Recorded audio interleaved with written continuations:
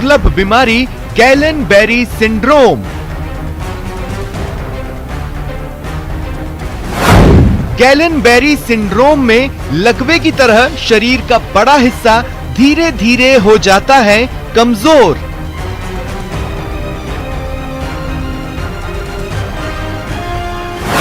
GBS के 35 case Bikaner के PBM hospital में आ चुके हैं सामने।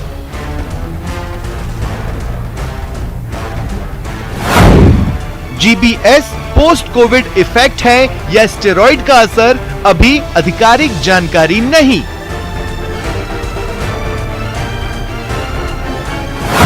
जीबीएस है दुर्लभ न्यूरोलॉजिकल कंडीशन।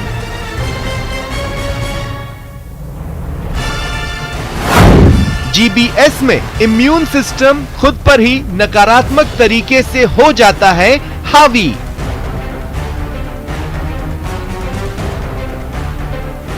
कोरोना के बाद गैलन बेरी सिंड्रोम से कैसे बचें?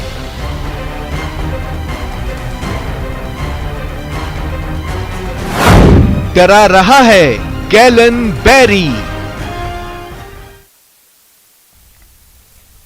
स्वागत है आप सभी का, आपके साथ मैं हूं स्वप्निल। कोविड थर्ड वेव की आशंका चिंतित कर रही है। उससे पहले पोस्ट कोविड बीमारियां प्रकोप बनकर सामने आ रही है। ऐसी एक बीमारी है गैलन बेरी सिंड्रोम या जीबीएस। ये बीमारी लकवे की ही तरह शरीर के बड़े हिस्से को धीरे धीरे कमजोर कर देती है। अभी दावे से तो नहीं कहा जा सकता कि ये सभी कोविड के दौरान लिए गए स्टेरॉइड या अन्य किसी एक कारण से हुए। यह पोस्ट कोविड इफेक्ट होना इसलिए माना जा रहा है क्योंकि ज्यादातर जीबीएस के रोगी या तो खुद पॉजिटिव रहे या पॉजिटिव के संपर्क में। ये दुर्लभ बीमारी अभी सामने क्यों आ रही है? क्या ये पहले भी होती रही है? क्या है कारण? इसी पर बात करेंगे।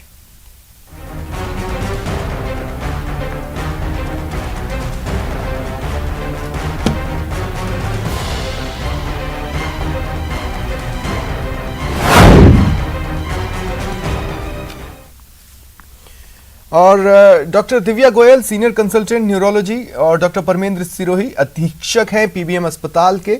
आप दोनों का स्वागत करता हूं मैं न्यूज़ 18 राजस्थान पर। डॉक्टर परमेंद्र, आपसे शुरुआत करना चाहता हूं और शुरुआत बेसिक ही रखना चाहता हूं। ये जीबीएस क्या है?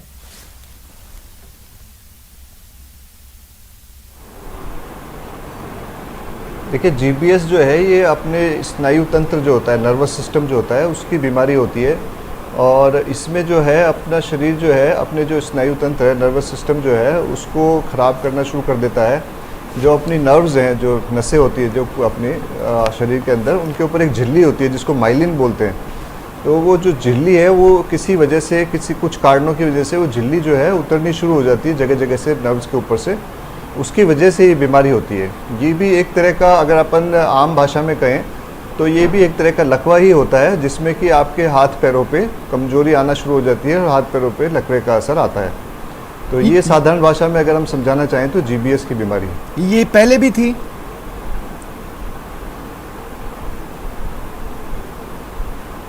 ये पहले से रही है? पहले भी इस तरह के पेशेंट्स आते थे। और ये जो बीमारी है ज़्यादातर जी पहले से रही है। पहले भी हमारे पास आते थे इस तरह के पेशेंट्स। और ये जो बीमारी जो है ज़्यादातर तब होती है जब या तो किसी के कोई दस्त लगते हैं, उल्टी दस्त का इन्फेक्शन होता है, कोई आंतों का इन्फेक्शन होता है, उसके 5-7 दिन से लेके 10-15 दिन के अंदर ये बीमारी होती है। कई बार कोई वायरल इन्फेक्शन है जैसे खांसी, जुकाम, बुखार वगैरह, उसके 10-15 दिन के अंदर हो जाता है। कई बार ये बीमारी वैक्सीन लगने के बाद भी हो जाती है, जैसे कि मोस्ट कॉमन जो है रेबीज़ वैक्सीन जो है, उसके बाद भी ये एक बीमारी देखने में मिलती है। सर, एक चीज़ और मैं आपसे जानना चाहता हूं। अब लगभग 1.5 से 2 महीने में 35 मरीज सामने आए हैं आपके एरिया में। क्या ये 100% श्योरिटी के साथ कहा जा सकता है कि जीबीएस पोस्ट कोविड इफेक्ट ही है इस बार जो आ रहे हैं सामने?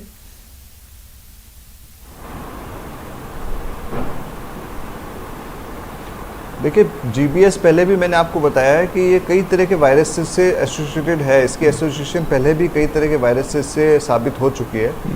तो काफ़ी सारे तरह के बैक्टीरियल इन्फेक्शंस भी हैं जिनमें ये होती है। कुछ अपने जो वायरल इन्फेक्शंस हैं उनकी वैक्सीन्स जो हैं, जैसे रेबीज़ भी एक वायरल इन्फेक्शन है, उसकी जो वैक्सीन है उसके लगने के बाद भी GBS होता है। तो ये एसोसिएशन तो ऑलरेडी एस्टेब्लिश्ड है कि ये पोस्ट वायरल या पोस्ट वैक्सीनियल ये बीमारी होती है। तो ये कहना कि 100% की ये पोस्ट कोविड ही है, ये तो संभव नहीं है, लेकिन संभावना ज़्यादा है, क्योंकि जैसे कोविड की लहर आई उसके बाद ये केसेस आने बढ़ गए। तो ये सबसे बड़ी संभावना यही है कि ये पोस्ट कोविड इफेक्ट है। ठीक है सर, मैं आगे आपके पास आता हूं। डॉक्टर दिव्या, आपसे मैं सवाल पूछूं उससे पहले एक बात मैं कहना चाहता हूं कि देखिए, अभी तक गाने थे बैरी शब्दों को लेकर, बैरी शब्द को लेकर, बैरी पिया बड़ा बेदर्दी, लेकिन अब ये जो बैरी गैलन है वो उससे भी ज़्यादा बेदर्दी है। जिस तरह से डॉक्टर साहब ने एक्सप्लेन किया, मेरे दर्शक समझ गए होंगे। डॉक्टर दिव्या, मेरा सवाल आपसे ये है, इसी बुलेटिन में कई बार चर्चा के दौरान ये बात सामने आई कि जैसे अगर कोई ऑक्सीजन पर ज़्यादा देर तक रहा कोविड ट्रीटमेंट के टाइम पर, तो उसको ब्रेन में थोड़े बहुत इश्यूज हुए। तो ऐसे में ये कहना कि GBS पोस्ट कोविड इफेक्ट हो सकता है, ये सिंपल हो जाता है।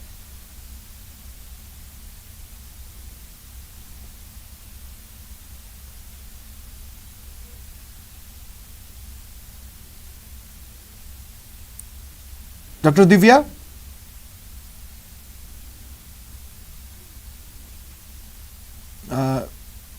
लगता है डॉक्टर दिव्या से मेरा संपर्क थोड़ा सा बाधित हुआ है, दोबारा उनसे कनेक्ट होता हूं। उससे पहले डॉक्टर परमेंद्र, एक बार फिर मैं आपके पास आ रहा हूं। ये जो GBS है ये बेल्स पाल्सी से कितना अलग है?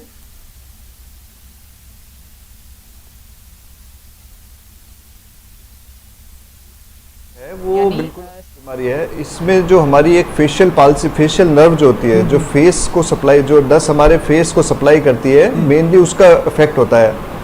हालांकि उसमें भी यही तकलीफ होती है कि उस नस में जो माइलिन शीथ होती है वो उतर जाती है, या उस नस में सूजन आ जाती है, या उस नस में दबाव हो सकता है।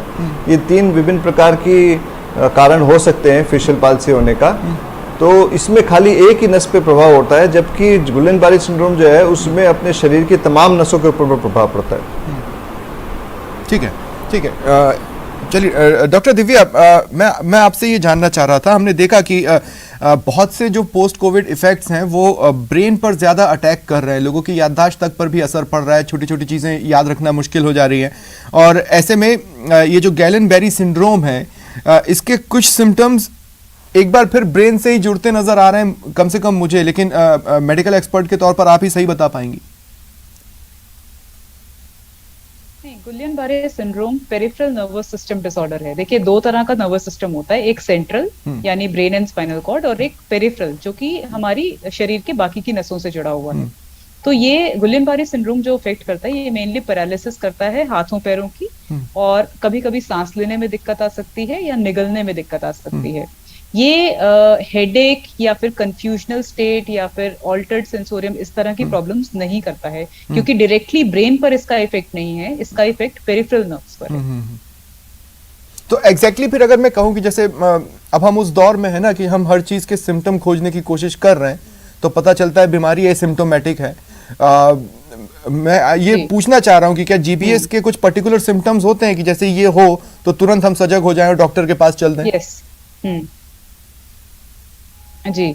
इसमें क्या होता है, एक्यूट ऑनसेट यानी 1 से 2 दिनों में बढ़ने वाली पैरालिसिस होती है, और इसमें असेंडिंग पैरालिसिस होती है। असेंडिंग पैरालिसिस का मतलब है जो आपके पैरों से शुरू होती है और धीरे धीरे ऊपर चढ़ती है, यानी धीरे धीरे हाथों को इन्वॉल्व करती है, और उसके बाद सांस लेने में तंगी होनी शुरू हो जाती है। तो अगर आपको सडनली ऐसा लगे कि आपके दोनों पैर जो हैं वो पूरी तरह सक्षम नहीं है चलने में, और आपको कमजोरी आ गई है, आपको बेडरिडन होना पड़ रहा है, फिर धीरे धीरे ये कमजोरी आपकी ग्रिप में यानी पकड़ने की शक्ति में भी आ गई है, और फाइनली फिर वो बोलने की भी दिक्कत आनी शुरू हो जाती है, फेशियल पैरालिसिस भी हो सकती है, निगलने में भी दिक्कत आनी शुरू हो सकती है, और सांस लेने की दिक्कत भी हो सकती है। तो ये धीरे धीरे सिम्टम्स 3 से 4 दिन में बढ़ते जाते हैं।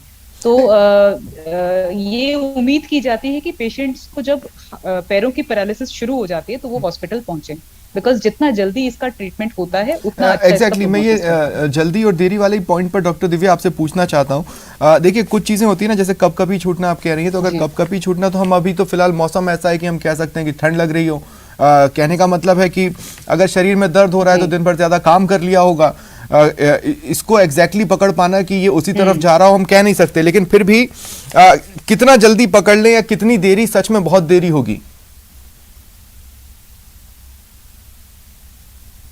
इसमें अगर देखें ऑलरेडी रेस्पिरेटरी इन्वॉल्वमेंट यानी आपके फेफड़े भी इन्वॉल्व हो चुके हैं और आपको सांस लेने में भी तंगी हो गई है, तो इसका मतलब ऑलरेडी आप काफी लेट हो चुके हैं। ऐसी भी उम्मीद की जा सकती है कि वेंटिलेटर पर पेशेंट को डाला जाए, ठीक है। लेकिन अगर इससे पहले यानी जब तक आपके हाथ पैर काम नहीं कर रहे हैं तब तक आप पहुंच जाते हैं और अभी आपकी सांसें ठीक चल रही हैं तो इसकी प्रोग्नोसिस अच्छी होती है, यानी आपका जो इलाज है वो पूरी तरह से हो सकता है, रिवर्सिबल है। लेकिन अगर जिस भी पॉइंट ऑफ टाइम पे आपके फेफड़े इन्वॉल्व हो गए, सांस लेने में तंगी हो गई, वहां पे आप रेड फ्लैग समझिए कि यहाँ पर थोड़ा सा लेट आप ऑलरेडी हो गए। लेकिन क्यूरेबल है, हर कंडीशन में क्यूरेबल है। डॉक्टर दिव्या आप ये बता रही हैं और ये बेहद ही अच्छी बात है, लेकिन इसका मतलब ये नहीं है कि सिम्टम्स को रीड करना दर्शक छोड़ दें। जो सिम्टम्स अभी हमारे मेडिकल एक्सपर्ट्स ने बताए हैं उस पर ध्यान दीजिए, क्योंकि एक एक दिन इस कोरोना काल में कितना मुश्किल हुआ है। आज आप सोचेंगे कि आज आप सब कुछ जान चुके हैं और कल एक नई बीमारी मुंह बाएं खड़ी हो जाती है, फिर उसके बारे में जानना जरूरी हो जाता है। डॉक्टर परमेंद्र, मैं एक बार फिर आपके पास आ रहा हूं। कुछ चीजें इस चर्चा में आने से पहले मैं भी पढ़ रहा था, तो उसमें ये लिखा था एक्सप्लेन करने के सेंस में कि खुद की प्रतिरोधक क्षमता नुकसान पहुंचाने लगती है। हम प्रतिरोधक क्षमता को इस पीरियड में बहुत ज्यादा समझें, ये कोरोना पीरियड में जब इम्यूनिटी एक बहुत बड़ी चीज हो चुकी है, जानकारी रखने के लिए भी हमारी ही इम्यूनिटी हमें नुकसान पहुंचा दे, इसका क्या सेंस है?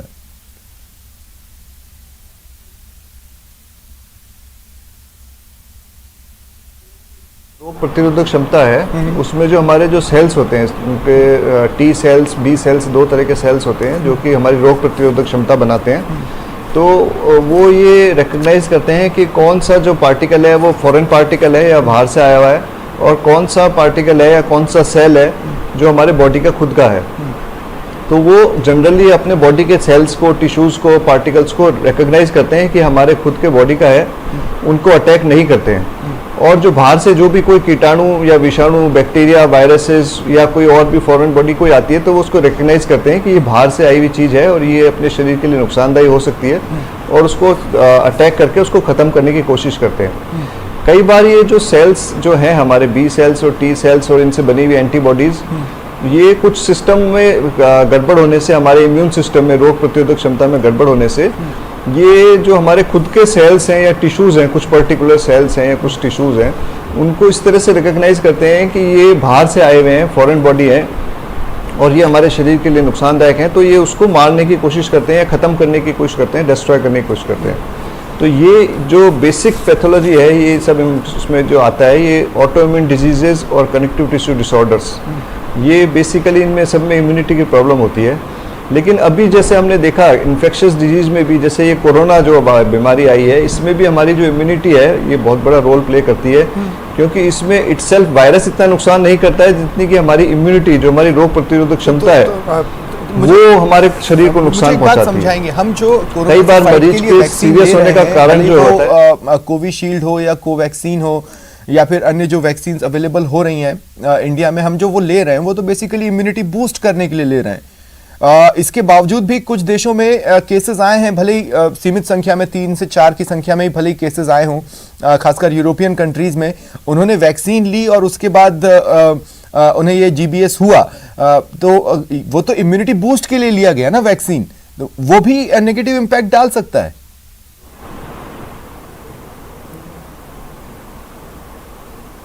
बिल्कुल डाल सकता है, क्योंकि जब आप वैक्सीन लेंगे तो वो आपकी इम्यूनिटी को एक्टिवेट करेगा।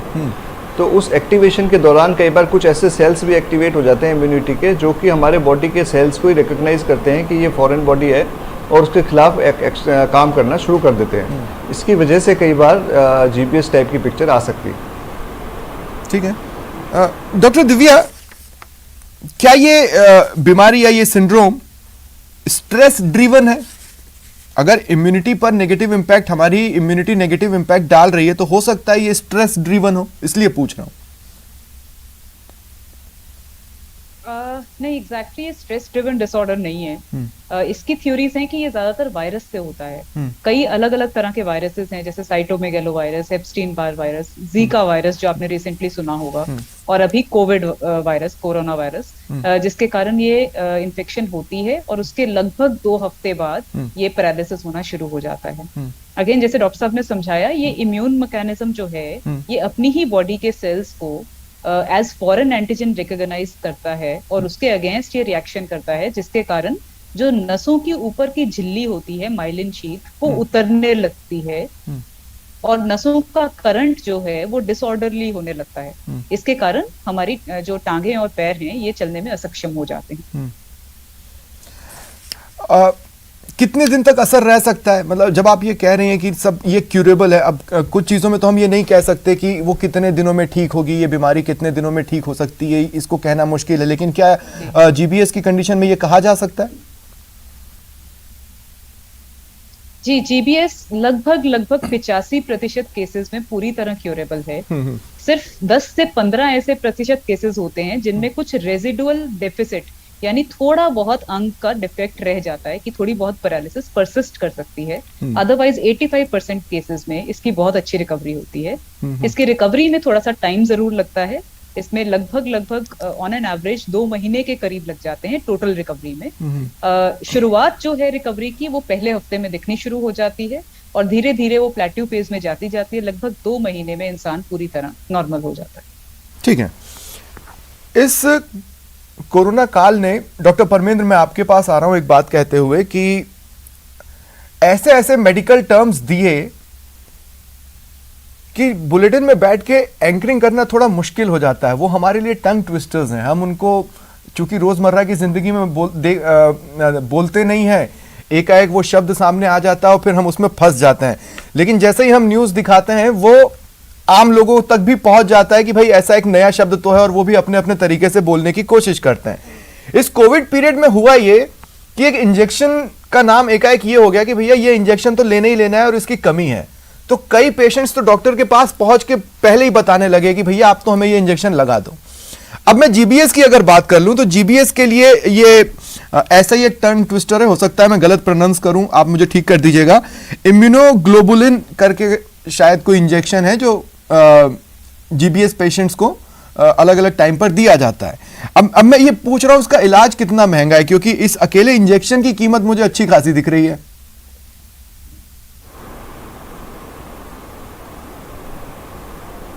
जी, आपने बिल्कुल सही बात पूछी है। एक्चुअली में काफ़ी महंगा इंजेक्शन है और इसकी टोटल कॉस्ट जो है इंजेक्शन की, अगर आप बाज़ार से लेके लगाते हैं तो 1 से सवा लाख के बीच में आती है। लेकिन इसमें अच्छी बात यह है कि हमारे सरकार ने मरीजों के लिए इसके लिए व्यवस्था की हुई है और ये सभी सरकारी अस्पतालों में फ्री ऑफ कॉस्ट अवेलेबल हैं। तो जो हमारे पास सरकारी हॉस्पिटल्स में जो पेशेंट्स भर्ती हो रहे हैं उनको हम सब ये फ्री ऑफ कॉस्ट उपलब्ध करा रहे हैं और सभी के इंजेक्शन लगे हैं जिनकी ज़रूरत थी और मरीजों को काफ़ी फ़ायदा भी हुआ है, ठीक भी होके गए हैं। सर, अब देखिए क्या होता है ना कि मैं पर्टिकुलर किसी को टारगेट नहीं कर रहा हूं, लेकिन आप भी जानते हैं कि कई जगहों पर ये बता दिया जाता है कि अवेलेबिलिटी नहीं है और कई जगहों पर सरकार की योजनाओं को मैनेजमेंट सीरियस नहीं लेता। और बात सिर्फ मरुधरा की नहीं बल्कि देश भर की है। इसीलिए मैं इस इंजेक्शन का नाम दोबारा नहीं ले रहा हूं ताकि कम से कम अभी फिलहाल लोगों की जुबान पर यह नाम न चढ़े, नहीं तो वो यही सजेशन लेके आप लोगों के पास आने लगेंगे सीधे। लेकिन डॉक्टर परमेंद्र, देखिए दवा महंगी है, लेकिन इसके बावजूद भी आपने जैसा कहा कि लकवे जैसे लक्षण या लकवा जैसा होता है, इसलिए मैं ये सवाल पूछ रहा हूं। लेकिन डॉक्टर दिव्या, आपसे पूछना चाहता हूं, डॉक्टर दिव्या, जैसे लकवे जैसी चीज़ों में या बेल्स पाल्सी में कुछ particular type of exercises recommend की जाती हैं कि भैया ये एक्सरसाइजेज हमको करवाना है, क्या इसमें भी ऐसी किसी एक्सरसाइज की मौजूदगी है? अगर है तो वो किस तरह की है? और दूसरा ये कि मान लीजिए उससे पहले ही बचना है तो किस टाइप की छोटी मोटी एक्सरसाइजेस पहले से ही की जा सकती है? जी, एक्सरसाइजेस का बहुत बड़ा रोल है। इसमें पूरी रिहैबिलिटेशन थेरेपी चलती है, यानी limb exercises plus chest exercises. यानी कि आपको जो हाथ पैर की ताकत है उसकी एक्सरसाइजेस भी करनी है, और जो चेस्ट का प्रॉब्लम आ जाता है यानी सांस लेने में तंगी आ जाती है उसकी अलग से ब्रीदिंग एक्सरसाइजेस भी करनी है। तो हाथों पैरों की तो एक्सरसाइजेस में फ्लेक्शन एक्सटेंशन होती है मेनली, कि मोड़ना खोलना और हर एक जोड़ को अलग अलग से हिलवाना।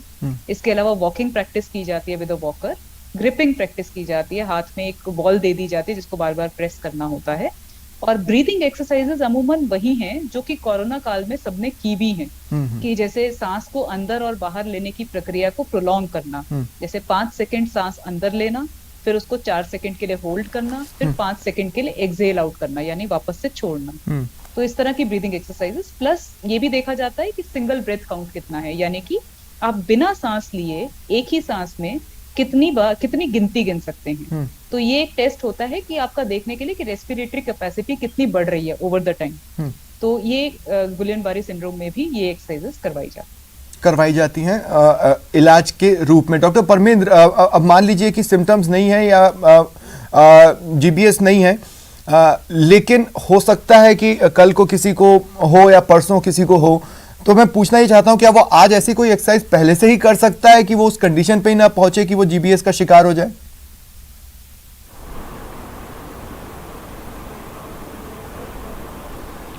देखिए, इस तरह की कोई लिटरेचर अवेलेबल नहीं है कि कोई ऐसी एक्सरसाइजेज हो जिसको करने से जीबीएस से बचाव हो सके। लेकिन हर व्यक्ति को कुछ ना कुछ एक्सरसाइज जरूर करना चाहिए। एक्सरसाइज करने से फ़ायदा ये रहता है कि हमारी जो मसल्स हैं बॉडी की वो टोन्ड रहती हैं, और टोन्ड रहती हैं तो उससे हमारी मसल्स की ताकत बनी रहती है। और अगर व्यक्ति पहले से स्वस्थ है तो कोई भी बीमारी उसको ज़्यादा नुकसान नहीं पहुंचा पाती है। लेकिन अगर व्यक्ति पहले से बीमार है या पहले से उसकी मांसपेशियाँ कमज़ोर हैं और उसमें लकवे का असर और आ गया, तो वो ज़्यादा उसको तकलीफ देगा बनस्पत की वो व्यक्ति जो कि स्वस्थ है और लगातार एक्सरसाइज करता है। डॉक्टर दिव्या, जैसे हम कोविड की अगर बात करते हैं, कोरोना की बात करते हैं, तो आज हम पोस्ट कोविड इफेक्ट्स की भी बात कर रहे हैं।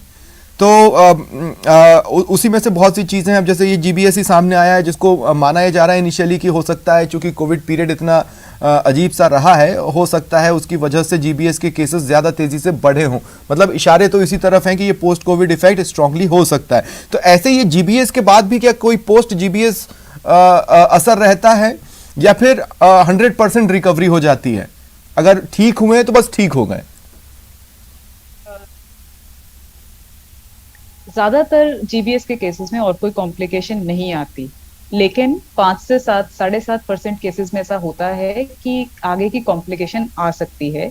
जैसे कि जीबीएस की आगे एक सिक्वेल होता है सीआईडीपी। सीआईडीपी क्या है कि ये जो झिल्ली उतरी है नसों की, ये उतरी ही रह जाती है और पूरी तरह से वापस नहीं आ पाती है, वापस रीग्रो नहीं कर पाती है। तो उसमें नसों का करंट प्रॉपरली वापस नहीं आता है और नसें जो हैं वो excellent infrastructure and more than